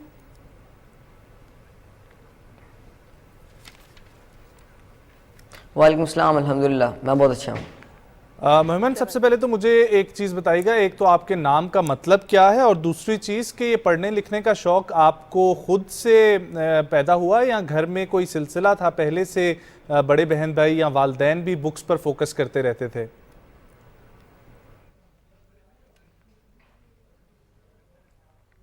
जी, अब्दुल मेहमन का मतलब है निगहबान, और जैसा कि आपने बात की कि पढ़ाई लिखाई अदब में आने का ये सिलसिला। तो मेरे वालिद साहब, my father he is English literature PhD, और मेरी मदर भी MPhil इंग्लिश लिटरेचर हैं। तो शुरू से ही मेरे ख्याल है मेरी जीन्स में था ये कि मैं शुरू से ही वो मुझे किताबें ला कर देते थे और मैं पढ़ता था, और यहाँ से मेरा रुझान बहुत ज़्यादा हुआ। क्या बात है अब्दुल मोहम्मद, आप तो बातें भी बड़ों की तरह करते हो। मैं समझ रही थी कोई छोटा सा बच्चा होगा जो बातें कम करता होगा, लिखने में अच्छा होगा, but you are very good in speaking too. अच्छा, मुझे ये बताएं कि आपने जो नॉवल लिखा उसका टॉपिक क्या था, कितने अरसे में लिखा, क्या थीम थी, थॉट क्या थी, क्या सोच के लिखा?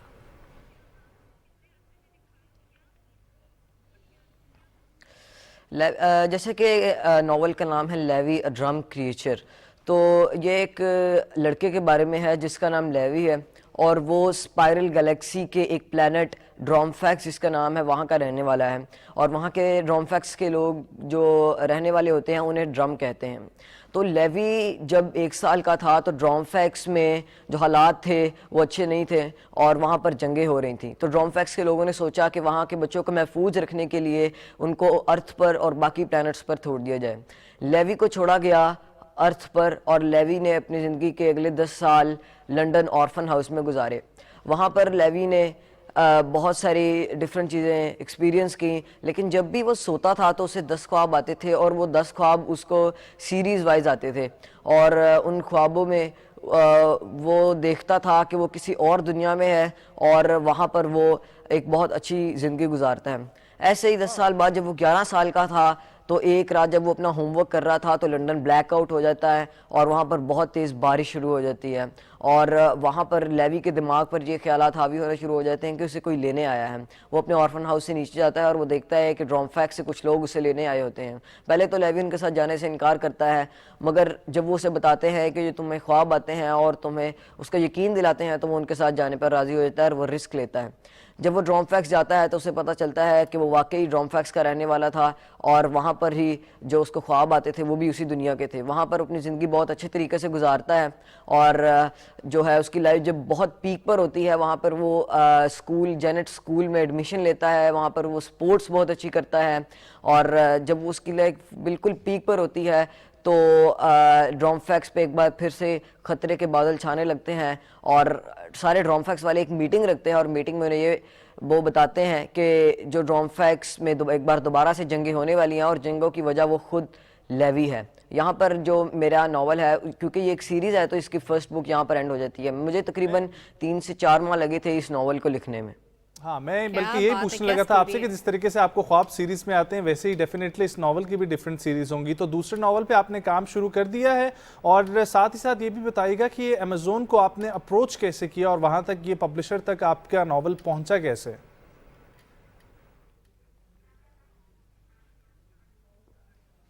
एक्चुअली जब मैं बात करूं तो पब्लिकेशंस की, जैसा कि आपने बात की, तो पब्लिकेशंस में ये था कि जब मैंने स्टोरी लिखना शुरू की थी तो I had no idea that how I am going to publish it और कहाँ पर मैं इसे पब्लिश करूँगा, बिकॉज क्योंकि it was just my start. तो मैंने स्टोरी लिखी, और जब मैं स्टोरी मैंने सारी लिख ली और मैं एडिटिंग फेज़ में था तो उस दौरान मैंने रिसर्च की और मैंने यूट्यूब वीडियोस देखी, और मुझे पता चला कि Amazon Kindle is one of the leading best the publishing house all over the world। तो तब मैंने वहाँ पर अप्लाई किया, it was a long process जिसके बाद फिर मेरा ये नावल पब्लिश हुआ। और जी हाँ, सीरीज़ के जो सेकंड पार्ट है उस पर मैंने काम शुरू कर दिया है, और इंशाल्लाह उसकी स्टोरी से भी ज़्यादा अच्छी होगी, और इट्स ऑलरेडी अंडर वर्किंग।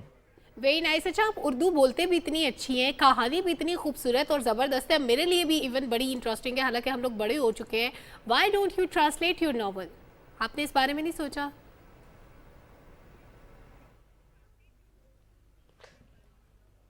या वाई नॉट, देखें क्योंकि अभी तो एडिटिंग फेज में था, क्योंकि अभी सेकंड पार्ट में लिखना शुरू किया है and story is just like in between. तो अभी hopefully I will really look into your suggestion, और जब मैं अपना नावल कंप्लीट करूंगा तो why not, that's a good idea. So मुझे ये बताइएगा अब्दुल मेमन कि आपके इस नावल के कैरेक्टर है लेवी, इसकी कोई इंस्पिरेशन थी आपकी किसी मूवी से या किसी प्रीवियस नावल से जो आपने पढ़ा हो किसी ऑथर का? एक ये चीज़, दूसरा इसको आपने रिलेट किया है साई-फाई से थोड़ा सा, तो आपकी अपनी ये साइंस फिक्शन की दुनिया से कोई मूवीज से इंस्पिरेशन, किसी नावल से, ये आपके स्पेसिफिकली यही जॉनरा क्यों रहा?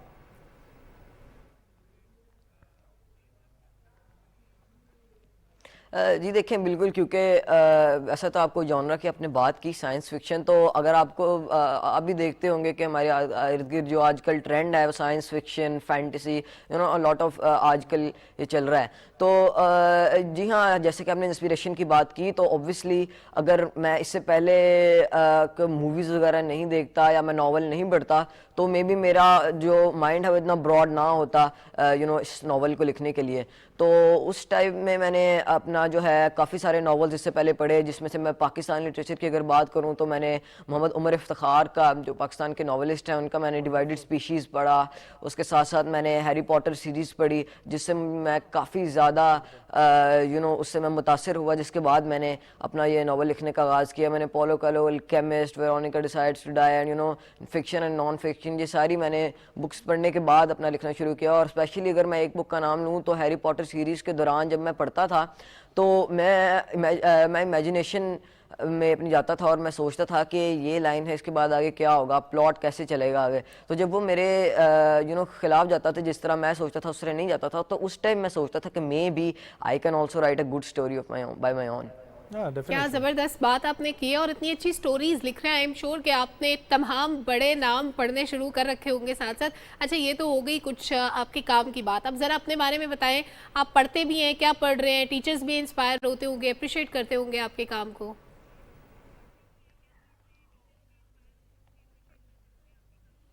जी क्योंकि it's a very big moment for me, it's a very proud moment for me, my family, my city, my teachers, everyone, my friends. तो बहुत अच्छा मुझे अपनी फैमिली अपनी तरफ से रिस्पॉन्स आ रहा है। तो उसके अलावा भी अगर मैं अपनी लाइफ के बारे में बात करूँ तो इंटरेस्ट जो मेरे हैं उनमें क्रिकेट का मुझे काफ़ी ज़्यादा शौक़ है। मैं क्रिकेट प्रोफेशनली खेलता हूँ। उसके अलावा मुझे कंप्यूटर साइंसेज में मैं प्रोग्रामिंग और कोडिंग वगैरह का मुझे काफ़ी शौक़ है, और मुझे म्यूज़िक का भी काफ़ी शौक़ है, सिंगिंग का भी मुझे काफ़ी शौक़ है। वाओ। सो हम लोग ये काम करते हैं कि हम लोग आपसे एक जो है ना वो छोटा सा कोई गाना भी सुनते हैं, लेकिन उससे पहले आपने मुझे ये बताना है कि आपके फ्यूचर प्लान्स में क्या है। आपकी जो एकेडमिक एक फैमिली है उसी की लेगेसी को बरकरार रखते हुए आपने भी एकेडमिया साइड पर ही जाना है, लिटरेचर ही पढ़ना है, या जिस तरीके से आपने कंप्यूटर साइंस में अपना इंटरेस्ट बताया, सो आपका IT और आर्टिफिशियल इंटेलिजेंस, कंप्यूटर साइंस, इसकी तरफ जाने का सीन है?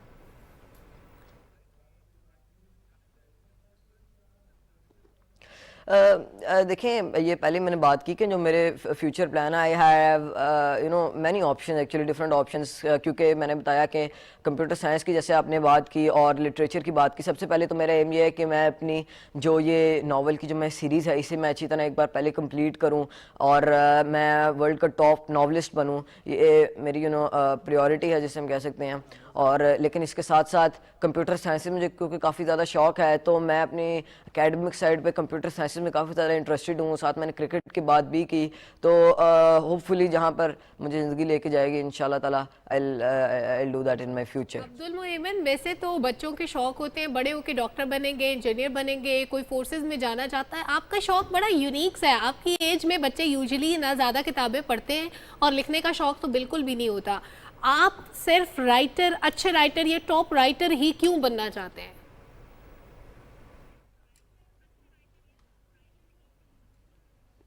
देखें, मेरा ख्याल है these are one of the things that note जो सिर्फ मुझे नहीं बल्कि मेरे मुल्क का नाम भी रोशन करेंगी। हम देखते हैं पाकिस्तान में कितने ज़्यादा डॉक्टर्स हैं, हम देखते हैं पाकिस्तान में कितने ज़्यादा इंजीनियर्स हैं, मगर if you look at the whole Pakistan तो आपको राइटर्स बहुत कम मिलेंगे, आपको यूनिक काम करने वाले लोग बहुत कम मिलेंगे। तो मेरा ख्याल है not only me but I also want to make my country proud.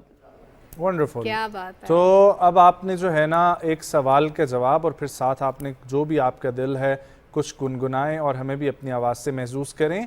आपका शहर जो है ननकाना, जिधर से आपका ताल्लुक़ है, ये शहर बहुत ही अहमियत का हामिल है क्योंकि यहाँ पर रिलीजियसली अगर मैं बात करूँ तो बहुत इसकी तारीख़ है। तो मैं चाहूँगा कि थोड़ा सा अपने शहर के बारे में भी आप बताएं।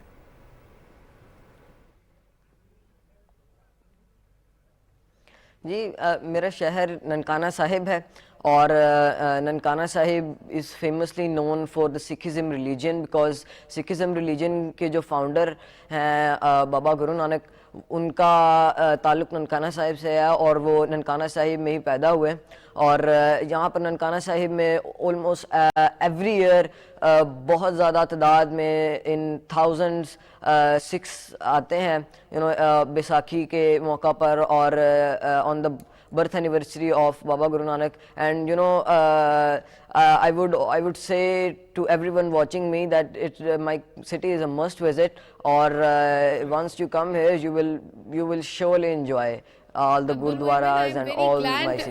के ऐसे बच्चे, हमारी जनरेशन सब ऐसी आ रही हैं जो ना सिर्फ मुल्क के लिए कुछ करना चाहती हैं बल्कि इतना उबूर ना सिर्फ ज़बानों अदब पे बल्कि राइटर्स को पढ़ना, फिर उसके लिए एफर्ट्स करना, फिर लिखना, फिर इंटरनेशनल लेवल पे रिकग्निशन, ये बहुत बड़ी बात है। एक तो हम सब हमेशा आपकी एफर्ट्स को अप्रिशिएट करते रहेंगे और कोशिश करेंगे कि आपका काम दुनिया को दिखाएं भी, बताएं भी। अब ज़रा कुछ गुनगुना देना नजम की फरमाइश पे।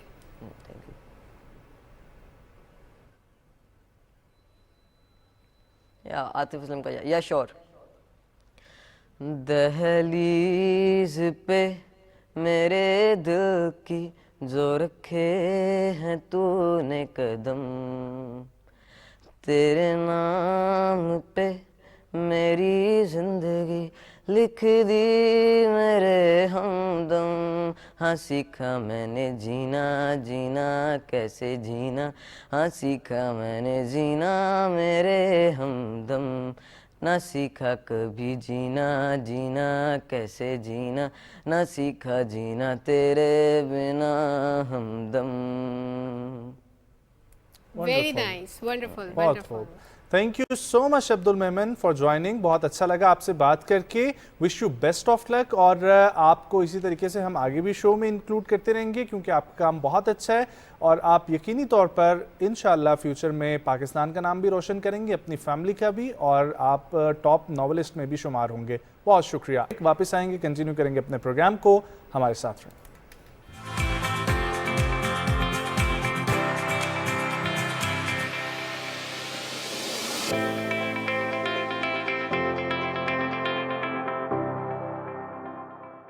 Welcome to brilliant brains.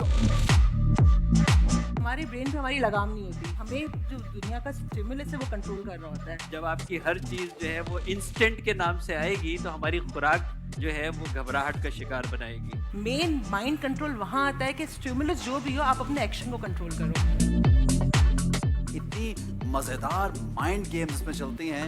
इन बच्चों को जिस तरह इनकी ब्रेन एक्टिविटीज़ को उजागर करना चाहिए, कौमी नशरियाती इदारे ने एफर्ट की, उसके बाद पाकिस्तान में इस नौयत का पहला प्रोग्राम लेके आए और उसका होस्ट आपको बनाया। इस शो पे आके I am actually very excited and happy. It's teaching our students, kids and the people to use their cognitive ability. देखते रहिए ब्रिलियंट ब्रेन्स।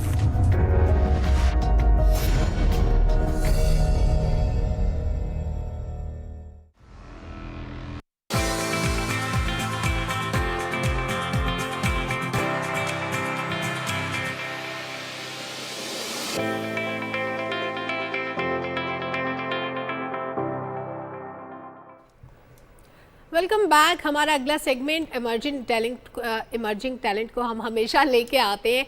कभी ऐसे होता है कि आप किसी सिंगर को सुनते हैं और सुनते ही जाते हैं क्योंकि उसकी आवाज़ बड़ी खूबसूरत होती है, और कभी ऐसे होता है कि आप किसी अच्छे सिंगर को सुनते हैं तो इसलिए सुनते जाते हैं कि किसी बड़े फनकार से उनकी आवाज़ मिलती होती है और आपको याद आ जाता है कि वो वाला गाना तो यार इतना अच्छा इन्होंने गाया था। तो हम आपको मिलवा रहे हैं ऐसे ही नौजवान से जो बहुत ही खूबसूरत आवाज़ रखते हैं, ग्रिप रखते हैं। अब आप लोगों ने अपने घर में बैठे हुए खुद ही गेस करना है कि इनकी आवाज़ किससे मिलती है। तो हमें ज्वाइन कर रहे हैं जनाब नौजवान गुलकार हमजा अली। अस्सलाम वालेकुम हमजा। बस अब्बासी लगना रह गया था हमजा। कैसे हैं आप? ठीक है अल्हम्दुलिल्लाह, बिल्कुल ठीक। हमजा, कब म्यूज़िक का आपने शुरू किया था? मुझे 5-6 साल हो चुके हैं। और क्यों शुरू किया? बस शौक था।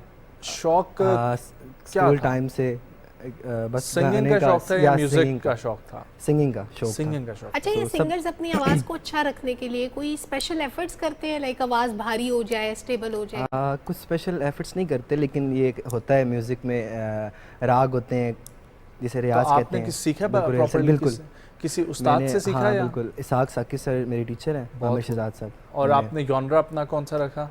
मेरा कोई एक जॉनरा नहीं है कि मैं कहूँ कि मैं एक इसमें गाता हूँ। लेकिन किस में आप अपनी जोन में अपने आप को तसल्ली देने के लिए किस में गाते हैं? मैं आतिफ को गाता हूँ, राहत फ़तेह अली खान को, पाकिस्तानी जितने सिंगर्स हैं अच्छे। कोई गज़ल से शर्फ है? जी बिल्कुल।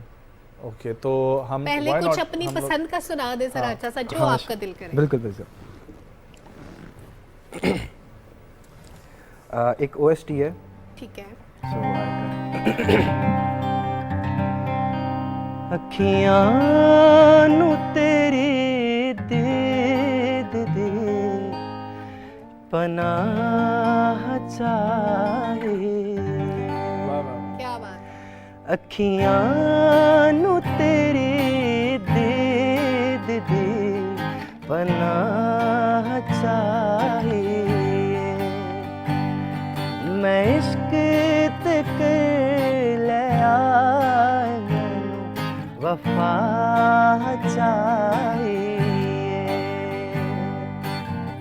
तेरे लिए मैं पावा किंज समझावा, पीड़ी दी मरहम लब ना पावा, मैं फोला किताब केड़ी, मैं इश्क ते कर लिया मैनू वफा चाहिए, अखियां नू दीद तेरी जे मिल जावे चैन चैन आवे, अखियां नू दीद तेरी जे मिल जावे चैन चैन आवे, सजा मिली है बेवजह वजह चाहिए।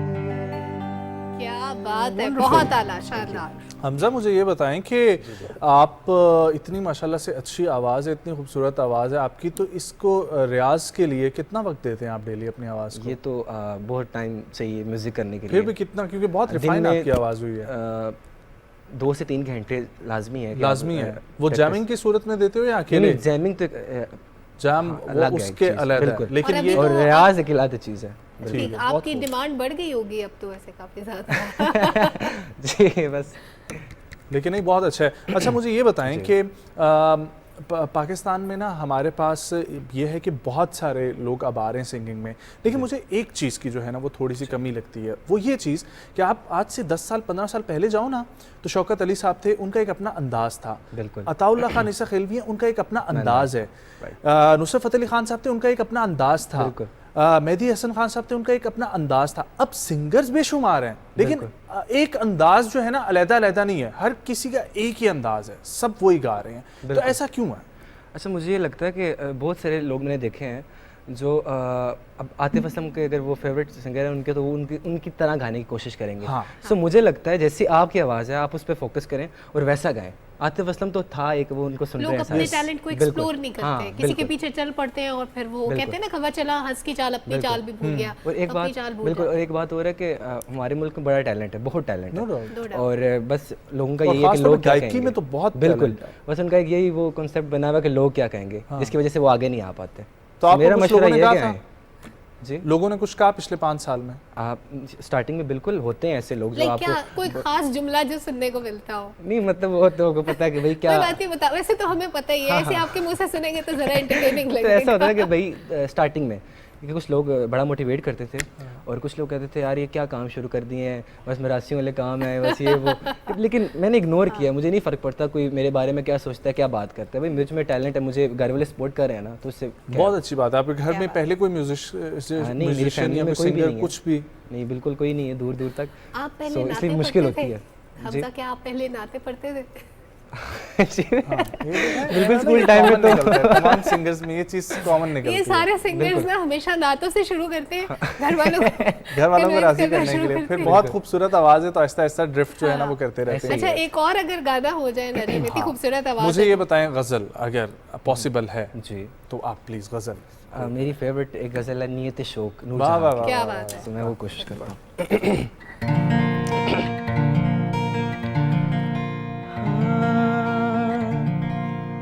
नियत शौक भर न जाए कहीं, तू भी दिल से उतर न जाए कहीं। नियत शौक भर न जाए कहीं, तू भी दिल से उतर न जाए कहीं। नियत शौक भर न जाए कहीं।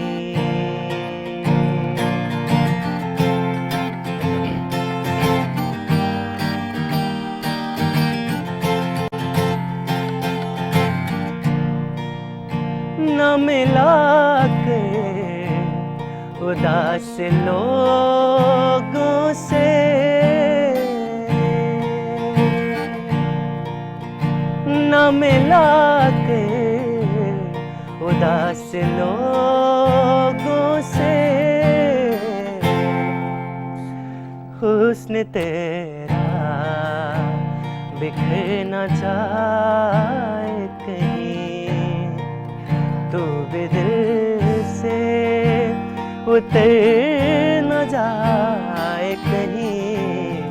नियत शौक भर न जाए कहीं। बहुत आला, आपने गजल का हक अदा किया, आपने इतनी खूबसूरत तरीके से कोशिश की। वाह, क्या बात है। ओरिजिनल्स पे काम किया आपने अभी तक अपने?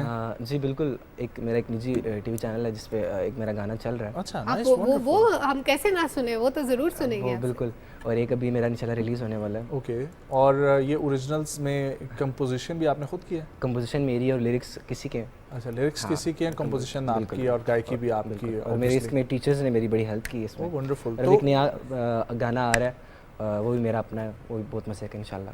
डेफिनेटली जो चल रहा है अगर वो भी हमें सुना दें तो। हाँ बिल्कुल। कैसे है? हमारे रूठ जाने से हमारे टूट जाने तक, बताओ साथ दोगे क्या? तुम्हें अपना पुकारें तो हमारे रूठ जाने से हमारे टूट जाने तक। हमजा, क्या आप अपना ओढ़ना बिछोना म्यूजिक को ही बनाना चाहते हैं फ्यूचर में भी? बिल्कुल, एक होता है ना कि इंसान को नज़र आ रहा होता है अपना फ्यूचर, ठीक है। तो मुझे लगता है कि आप देखें कोई भी फील्ड है ना, उसको टाइम तो देना है। आप टाइम देंगे तो अल्लाह ताला ज़रूर इसमें आपको कामयाब करता है, ठीक है।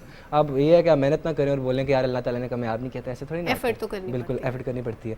सो मैंने बहुत मेहनत की है, मेरी अम्मी ने बड़ा सपोर्ट किया मुझे, मेरे टीचर्स ने बड़ा टाइम दिया और बड़ी सपोर्ट की। आपकी आवाज़ को सुनने के बाद आपको लोगों ने अप्रोच करना शुरू किया अपने ड्रामास के लिए या अपने अपकमिंग प्रोजेक्ट्स के लिए कि आपकी आवाज़? बिल्कुल, मैं पिछले 4-5 साल से जब से मैं सीख रहा हूँ तो RAC आर्ट्स काउंसिल ने मुझे बड़ा अच्छा प्लेटफॉर्म दिया है। हर जगह मैंने पूरे पंजाब में इवेंट्स किए हैं, कॉन्सर्ट्स वगैरह, शोज़ वगैरह वो चल रहे हैं, कर रहा हूँ। ठीक है। और शोज़ में मज़ा आता है एंजॉय करने में? बहुत मज़ा आता है। क्या बस किसी किसी जगह की ऑडियंस बड़ी अच्छी होती है, मतलब, और कभी कभी होता है कि ऑडियंस जो है। ठीक है, तो बैंड में परफॉर्म करते हैं सोलो? हमारा बैंड भी है और मैं सोलो परफॉर्म भी करता हूँ। ठीक है, और ज़्यादा एनर्जेटिक परफॉर्मेंस कौन सी लगती है आपको अपने लिए? देखिए, बैंड का तो ये सीन है कि बैंड में तो हम लोग जैसे आजकल खुद गर्ज बैंड है, इस तरह से हमारा बर्बाद, हमने जब सब मिलके गाते हैं। बड़ा एनर्जेटिक बैंड है। ये बर्बाद नाम क्यों रखा था? ये बर्बाद लोगों को आबाद करने के लिए ये नाम रखा था। हाँ, नाइस, वंडरफुल। अच्छा, मुझे ये बताएं कि अब ना जेनजी कल्चर बहुत ज़्यादा चल रहा है और उनके म्यूज़िक भी डिफरेंट चल रहा है, तो आपने ही अपना कन्वेंशनल म्यूज़िक को कंटिन्यू करने का ये कोई ख़ास वजह या ट्राई किया बीच में रैप की तरफ जाने का भी और न्यू म्यूज़िक वेस की तरफ जाने का भी?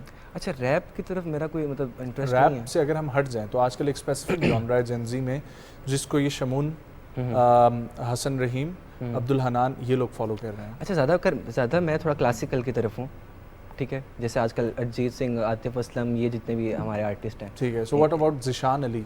ज़िशान अली, क्या बात है ज़िशान अली की। ठीक है, तो ज़िशान का कोई जहन में आ रहा है आपको? कुछ भी तो नहीं जहन में आ रहा, लेकिन सादगी तो हमारा ये आ रहा हो आपको जहन में या एनीथिंग? चल, एक इसरार का है, बड़ा मेरा फेवरेट है इसरार, सो मैं उनका ट्राई करता हूँ। ज़रूर।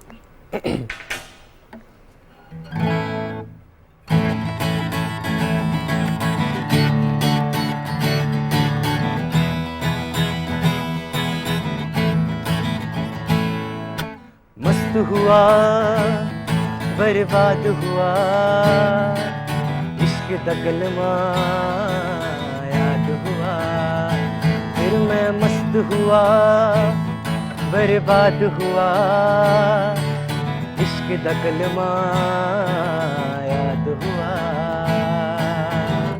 सूट पे लग गया टाट का टुकड़ा, बूट का तस्मा टूटा, इश्क नहीं फनकार बनाया, इश्क नहीं मुझे लूटा, इश्क नहीं फनकार बनाया, इश्क नहीं मुझे लूटा, फिर मैं मस्त हुआ, बर्बाद हुआ, इश्क दगलमा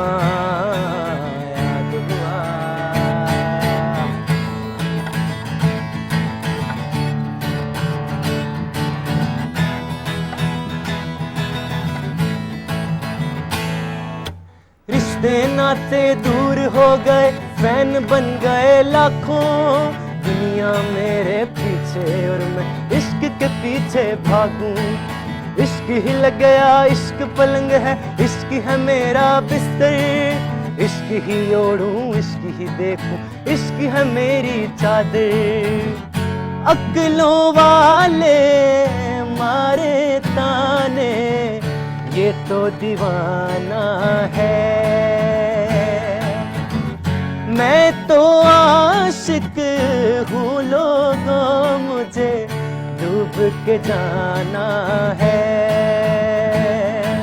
मैं तो आशिक हूँ, लोगों मुझे डूब के जाना है, फिर मैं मस्त हुआ, बर्बाद हुआ, इश्क दा कलमा याद हुआ। वाह, ये गाना मेरा बड़ा favourite. Wonderful, no It's doubt, really Asrar wonderful, बहुत शाह इज अच्छा वंडरफुल। लास्ट कोई म्यूजिशियन भाइयों के लिए मैसेज सिंगर्स के लिए भी मैं ये कहना चाहूँगा कि आप सबको इग्नोर करें, किसी की बातों में ना आएँ कि लोग क्या कहेंगे, ये सबसे बड़ी बात है। हाँ, आप में जो टैलेंट है, ठीक है, आप उसको सामने लाएं, किसी भी इंस्टीट्यूट से क्लासेस लें, जैसे हर होता है, जैसे PNC आर्ट्स काउंसिल है, हर सिटी की काउंसिल है, तो आप वहाँ से सीखें, क्लासेस लें और आगे आएँ। Wonderful, thank you so much Hamza. मेरा एक लास्ट मेरा इंस्टा पे एक पेज है हमजा म्यूजिक 5 के नाम से, जरूर जाएं जी, फॉलो करें। Thank you so much. ख़वातीन और हज़रात, मुझे सलमा को सुबह पाकिस्तान को दीजिए इजाज़त, इंशाल्लाह आप लोगों से मुलाकात होगी कल। बहुत सारा ख्याल रखें, अल्लाह हाफ़िज़।